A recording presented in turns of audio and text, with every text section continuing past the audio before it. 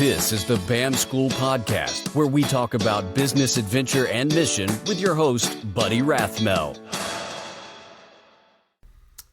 All right, welcome to the BAM School Podcast. I'm here with my guest, Derek Jacobs. He is the son of my soccer coach from college, and we go back close to 30 years when Derek was, back then would have been end of elementary school, beginning of junior high. And I thought it would be really fun to have him on the podcast. He's a minority owner in a tree cutting business. And with the property that I bought, I've become an amateur tree person in the last couple years. But I thought it'd be fun to have Derek on, hear some of his story and journey. So Derek, welcome to the BAM School Podcast. Thanks, buddy. It's great to be here. Yeah. So why don't you start off just by telling us a little bit about yourself, including the story of how you met your wife and maybe what you did between like college and getting to the business that you're at now. Or actually, I don't even know what you did for college. Well, I went to BBC, and so I did go to school there. As much as I really didn't want to go there, I really wanted to get away from my parents, and so I grew up at the college, and I was at the college since the time I was 6 years old and on, and I thought it'd be really great to go to college somewhere else. Just because I wanted to kind of spread my wings, if you will, try something new. But I really felt like God wanted me to stay there at BBC because I wanted to study ministry, and I knew that BBC was going to be the best place for that for me. So that's kind of why I ended up there. And, of course, it was always fun playing soccer for my dad.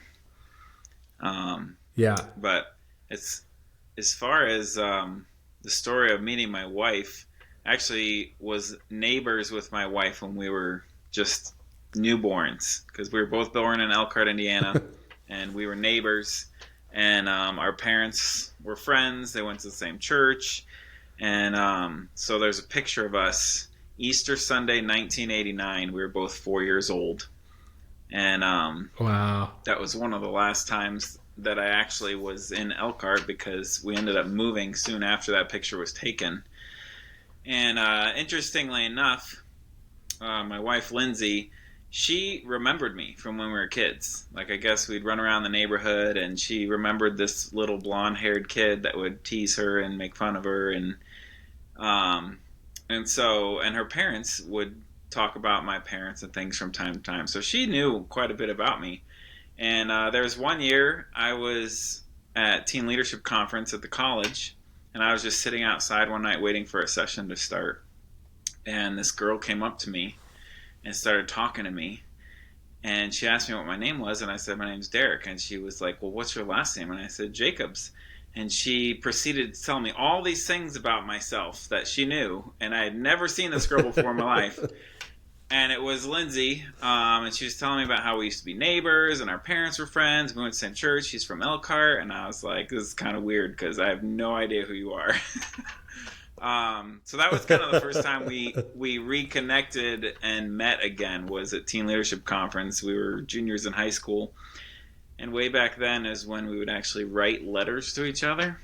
We didn't have like instant messenger or email yet, and so I wrote her a couple letters, and nothing really came of that. But then my freshman year of college, I happened to run into her again. I was driving out through Indiana to go see my sister play basketball at Purdue University, and we were driving through Elkhart, and we just happened to stop on a random Saturday, and she just happened to be there. Her sister was getting married. She was all dressed up, in this incredible gown, and looked amazing. And I was like, what are the chances? And so I just happened to run into her there, and that was when now we had email. And so we started to email each other and talk a little bit. And we ended up, our first official date, she came out to Dayton, Ohio, and we watched my sister play in the Sweet 16 against UConn.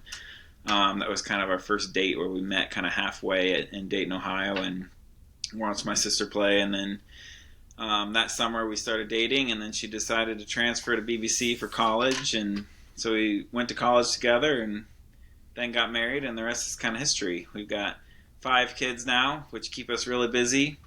And we live out here in Elkhart again. It's much to my parents' chagrin. They're not super thrilled that we're out here. Yeah. But we're just enjoying what we're doing out here. So That's great. Yeah, I think your dad definitely was one of the biggest impacts on my life, just as far as believing in me, offering me opportunities to run whatever that snack shack was called in what was that called? I just remember going shopping and running it and managing it, getting people in it. But he was always finding ways to I don't know that they had named it when you were there. They did end up naming it Birdies, which I don't even know where they came up with that name. Yeah. But when my dad was kind of doing it, they didn't necessarily even have a name. But that's funny. I remember you doing that. Yeah. And one of the things that I remember is, do you remember the trip to Algonquin that you and Amber went on with the team? Oh, yeah, definitely. And I remember the first day, Adam Holtstrand was with you guys, and your dad was up front, and you were in the middle of the canoe, and your canoe was going like this all day, and your dad said, okay, tomorrow we're going to switch and have different people in different canoes. He's like, we'll switch every day. And the second day I was with you and your dad, and the canoe went straight as canoes are supposed to go when I was in the back. And your dad goes, all right, I think we got good people figured out. We're just going to stay with these crews the rest of the week. And I remember you would paddle and then you would get tired because you were like 9 or 10 or something. Yep. And you'd set your paddle down and your dad would kind of know you weren't paddling, and he'd go, you paddling, Spud? And you'd real quick get the paddle in the water. Yup, I'm paddling. Oh yeah, that was a fun trip. That was, yeah, a lot of good memories around campfires and hiking and canoeing, and but I just really appreciate your parents and their just their love for me over the years. I always felt really loved and blessed by them, and they're special to me as I know they are to you. So yeah, fun to have that connection. So okay, you marry Lindsay after college, start having all these kids. What's your journey from college? You said at one point you wanted to go into ministry, and what was your journey from college to higher ground? Yeah, so my plan had always been that I was going to be a missionary to Russia. That's really what I believe God wanted me to do. That's what I was studying for. And so after I finished college, I jumped right into seminary working on my Master of Divinity. And then I realized how challenging it would be to finish getting a Master of Divinity after getting about halfway through my coursework, and was like, wow, this is really hard. I'm really tired. I don't know if I want to do this anymore. I failed Greek 2 3 times with Dr. Rodney Decker. Probably my favorite teacher of all time, but I couldn't pass his class. So that was pretty discouraging. So I kind of backed out of doing my MDiv and was kind of like, well, maybe I'll just go be missionary without having completed that. And so my wife and I, after having our first kid, went to ABWE's candidate class.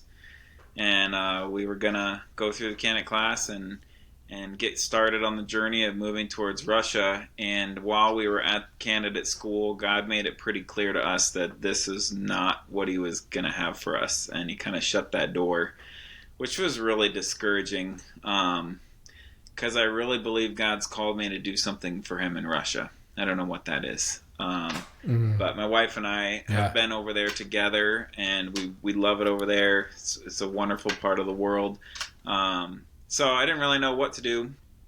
And after that door shut, I was working at the college, helping professors basically put their classes online. This was kind of the first transition time for moving from physical classrooms to online classrooms. And so I was helping do a lot of that transfer work of just taking professors' information, putting it online, and developing a class for them that they could teach remotely to people all over. And then I just kind of got restless being there. I still wanted a chance to get away and do something new. And so I ended up getting hired out here in Indiana to work for a alternative high school called the Crossing School of Business and Entrepreneurship. And oh, cool. That was a really interesting experience and a really big growing opportunity.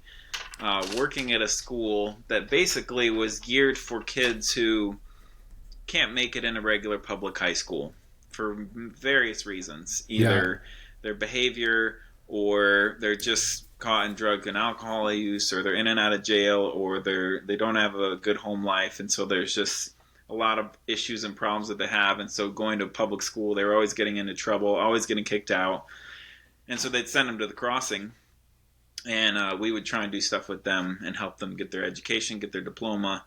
And we realized that the students coming to our school, they weren't necessarily the college type. And so we wanted to prepare them for the workforce immediately out of high school. So we wanted them graduating with not just a diploma, but also a job. And so we thought really creatively about what are some different businesses that we could do as a school with the students to help teach them soft skills, to help teach them about business management, to help teach them about work ethic and all these various different things, and just kind of open up their eyes to the world of opportunities around them. Elkhart, Indiana is a heavy industrial area. We're the RV capital of the world. There's factories all over. There's lots of opportunity to get involved and do various things. And so when I first came to the Crossing, I started in the classroom as a teacher. And the way we did school there is all the classwork was basically done online at a computer. The kids would be kind of around the room at computers, and the teachers would walk around and help them individually as needed. And then every day we made time for what we called family time, which is basically an opportunity for us to talk with the students about life. And obviously it was an opportunity for us to minister to them and to speak truth into them from God's word. But it wasn't just us preaching at them. It was literally a conversation, like just talking with the students about, well, what do you think about abortion? Or what do you think about what's happening in the world right now? Or what do you think about all these things going on? And then we would bring the truth of God's word into the conversation, but we would leave it open for discussion, we would allow the students to just share their ideas, and they would just tell us what they thought. Yeah. And we would just listen and say, okay, I don't agree with you, but you're open and entitled to that opinion, and this is what God's word has to say about this. And so it was a really unique opportunity to minister to and invest in these young people who really, for the most part, the world had just kind of tossed aside. They didn't fit in school. Yeah. They didn't have a good home life. They were just kind of destined for this cycle of being in and out of jail and going from one job to another. One of my favorite students of all time, he's in and out of jail all the time. It's just this constant cycle. So right now he's getting ready to come out of jail in the next month or two, and then I'll get to see him for a little while, and he does pretty well for a few months, and then he ends up making some money again and falling back into his old lifestyle, and then end up back in jail, and it's just this like perpetual cycle. And so just trying to encourage these students and help them, like, look, if you can just learn these soft skills, if you can just learn how to be a good employee, if you can learn how to show up on time every day and just be reliable, your life could be completely different. And so at the Crossing, after my first year, they started a tree service program with the students.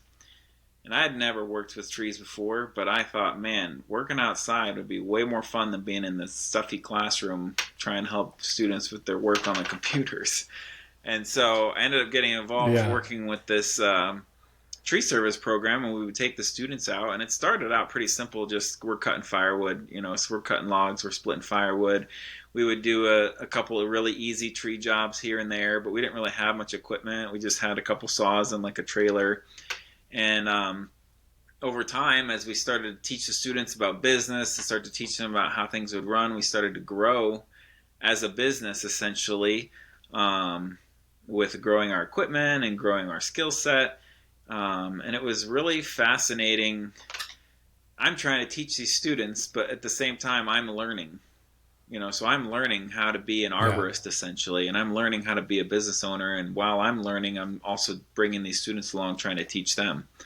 And so I did that at the Crossing for 7 years, and basically grew a tree company business within the school, which is pretty challenging because my students were basically a revolving door.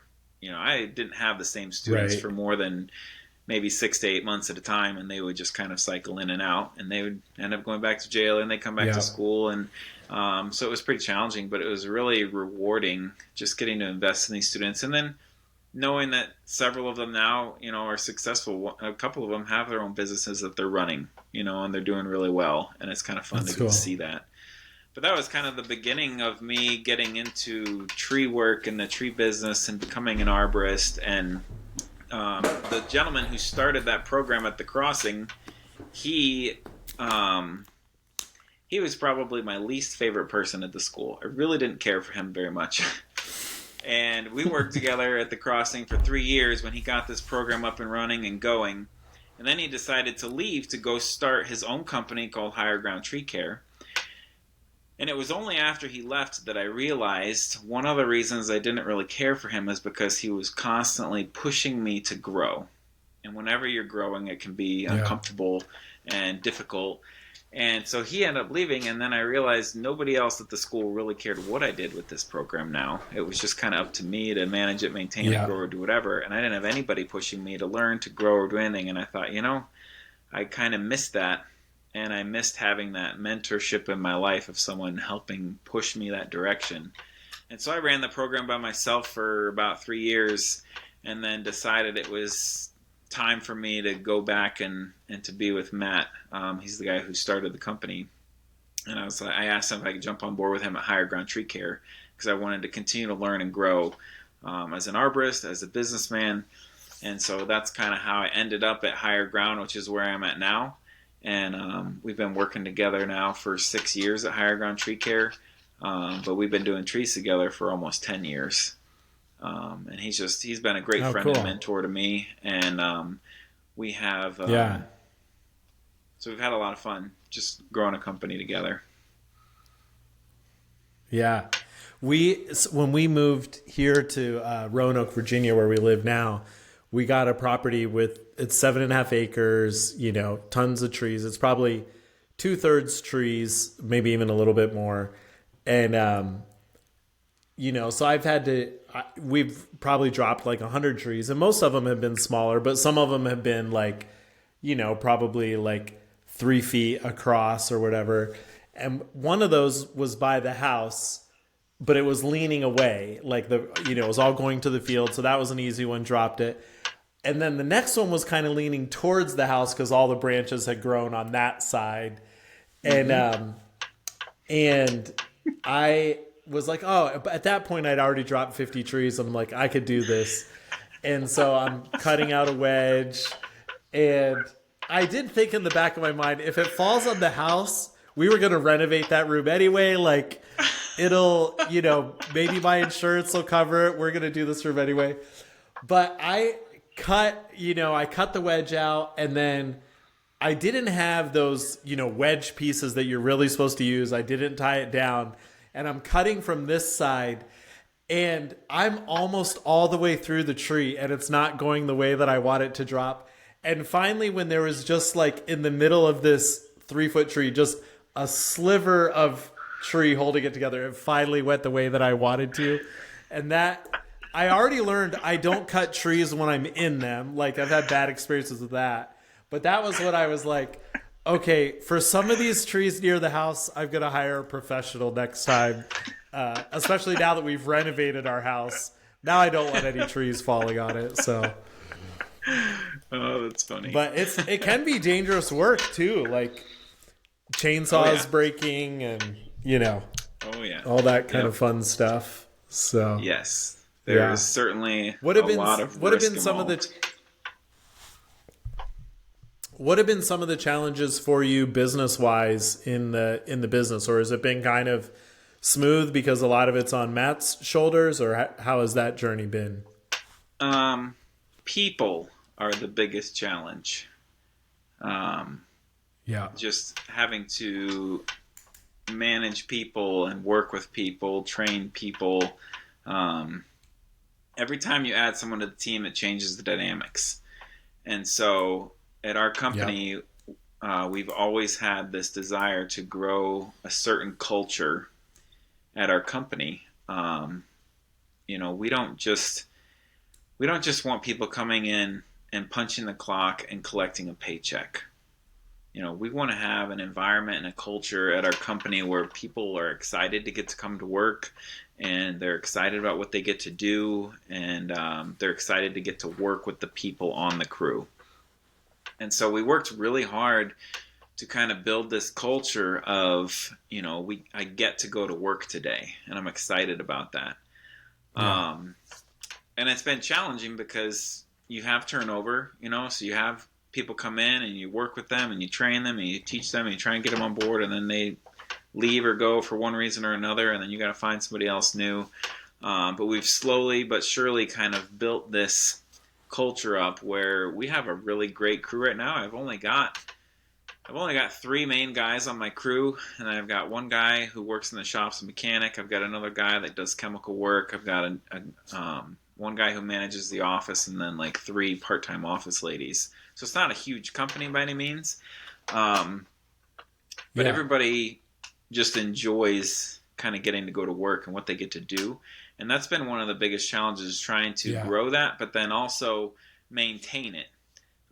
Because I feel like we've kind of gotten to a place where we have a good culture, but you have to continue to work at it and continue to maintain that, or it's very easy to digress and just go back to what was easier. So that's been one of the biggest challenges, just how do you work with these guys, and how do you train them to be safe so they're not making silly decisions that are dangerous, that can damage property or damage or hurt someone else. How do you help them follow process and procedure and do it in such a way that like they don't hate it? Because I think a lot of times you set a process and procedure and it's like, oh, I can't believe I have to do this again. But it's like, no, we're going to do it this way because we know it's the right way to do it. It's the safe way to do it. It's going to help us be more efficient this way. It's going to help make sure everybody goes home at the end of the day today. And so it's not like this huge burden. It's just, this is the way we do it. And it helps us be able to do our job efficiently and quickly and safely at the same time. So that's been some of the biggest challenges, just working with people, helping to teach them. Yeah. Your dad was saying you guys bought one of those machines that like grabs the tree, cuts it. Does it like trim off branches, and how much do you use that? How much does it really help the business?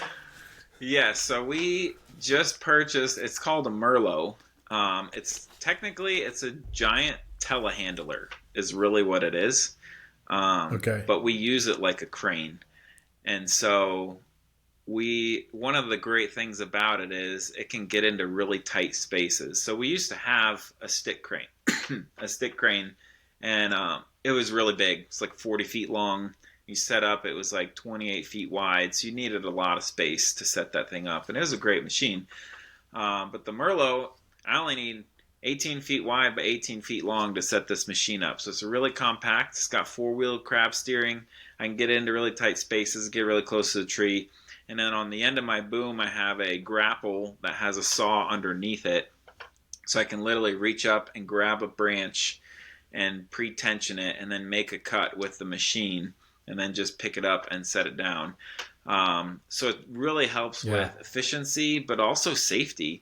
Because a lot of the stuff we do is dangerous just in and of the fact that you have to be close to the work, and trees can be unpredictable at times. And so even though we have a lot of process and procedure to mitigate dangerous situations, things can still happen. So by using a machine to piece out a tree, you mitigate even more of those problems because you don't have any people there. You don't have any people around the tree anymore. Right. And so it really helps with safety, but it also helps with efficiency. I can piece out a tree really quickly. And it just makes the work a lot more fun too, because I get to sit in an air-conditioned cab and just relax while the machine does all the work. Yeah. But that was a pretty big So is Matt, decision. you said you're... Go ahead. Oh, you want me to go? All right. No. So that particular machine was a really big decision for us because, that's a $500,000 piece of equipment. And so we researched and studied and planned for at least 2 years where we were looking at all the different types of cranes, all the different types of machines, which one was going to be best suited for our needs and why, and which direction did we want to go. And so there was just so many factors in that decision, and it was a long time coming before we actually pulled the trigger on that. Because Matt is a really conservative business person, which I appreciate. And so we don't have tons of debt on all this machinery and equipment that we have. Usually we pay cash for everything. And so this was one of those machines where it's like, well, we're not going to pay cash for this, but we can finance this, and we know that it's going to pay for itself over time, and it'll do it quickly. So it was a pretty long, thought-out decision, and I think it was the right one. Yeah, that's cool. What are some, you had said, this idea of like working in Russia, now you're in the tree business, seems like you're going to be in that for a while. What are some of your dreams as you think about the future? Like, do you have dreams still for Russia? Do you just want to have, a bigger tree company, or are you content with where it's at? What are some of the things that you're thinking? I still believe that God has something for me to do in Russia. I don't know what that is. I've knocked on a lot of doors and none of them have opened to me yet. One of the things that I've thought is, in the Bible it talks about King David. He wants to build the temple. And God says, no, you're not going to build it, but your son will. And so David plans everything. He gets all the materials together. He has everything prepared so that his son can be successful in that mission. And I have a young boy in my family, in my house, my son Kempton. I believe that it's very possible that it might be my job to train him and prepare him to go overseas to Russia to share the gospel with people. Which is okay with me. I'd be okay with that. Cool. But I still keep knocking on doors to see if any of them might open for me to be able to go, because I'd love to go. But as far as the future here, I'm looking forward to hopefully eventually one day buying the company myself and being the owner. And one of the things I love about our company is we are focused on people.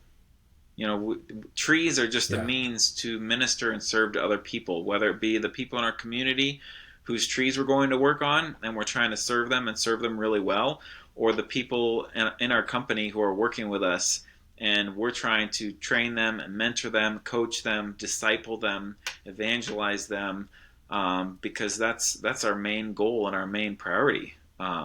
Trees are just an excuse to get to do that.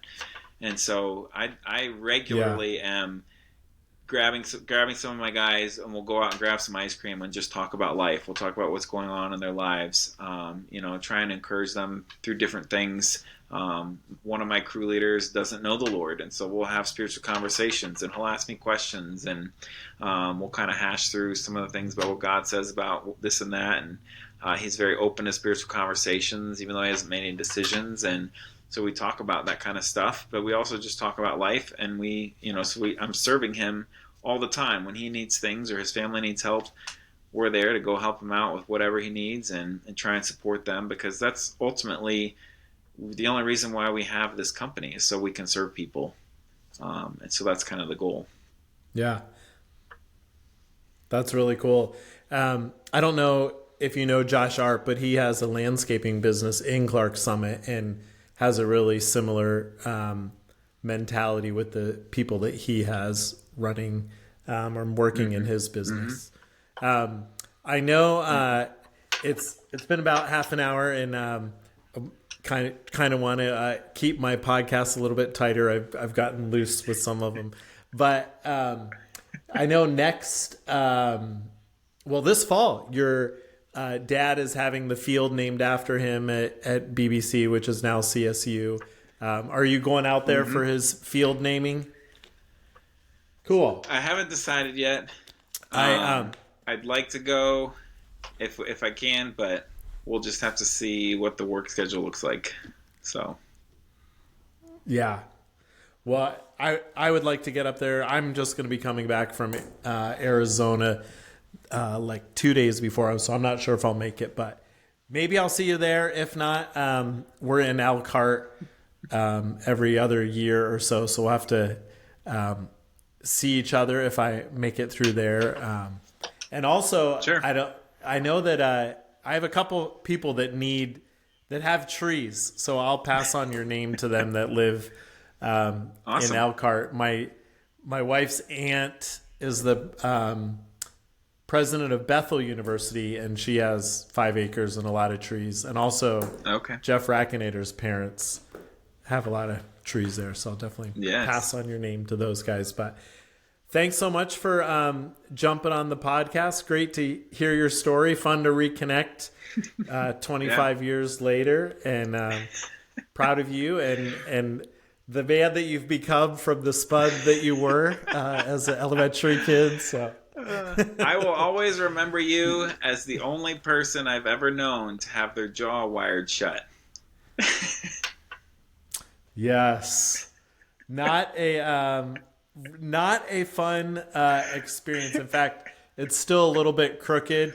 It never got 100% straight after that. But one of your dad was, so my jaw was still wired shut at the end of the season, and we were at Nationals that year, and I think we were winning 3-1 with like 7 minutes to go, and Coach Mark Fitch and Tim Holdridge were like, "Coach, we should put Buddy in," and Dad kind of like arms crossed and sitting there, kind of looks over at me, and then he's like, "Buddy," and puts me in the game, and I run around like a chicken with my head cut off with my jaw wired shut, and end up scoring with like 2 minutes to go in the game. And I'm screaming. I'm so excited. And I almost asked for a sub. I'd only been in the game 2.5 minutes. But when you're sprinting with your mouth closed, it's hard to breathe. And I thought, well, if I pass out, I'm on the field. It's my last time playing college soccer. But I love that your dad let me play a game with my jaw wired shut, even though I couldn't breathe. And I'll always be grateful to him for that. So, yes. Well, great having you on, Derek. Blessings on your business and your dream of Russia. I love to see how that unfolds and what God does through it. And blessings on you and Lindsay as you raise your 5 little ones. And thanks so much for being a guest on the BAM School podcast. Thanks for having me, buddy. Appreciate it.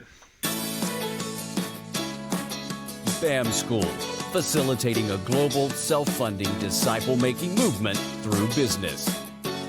Thanks for tuning in to the BAM School podcast. Find show notes, free courses, resources, and more at forbam.com.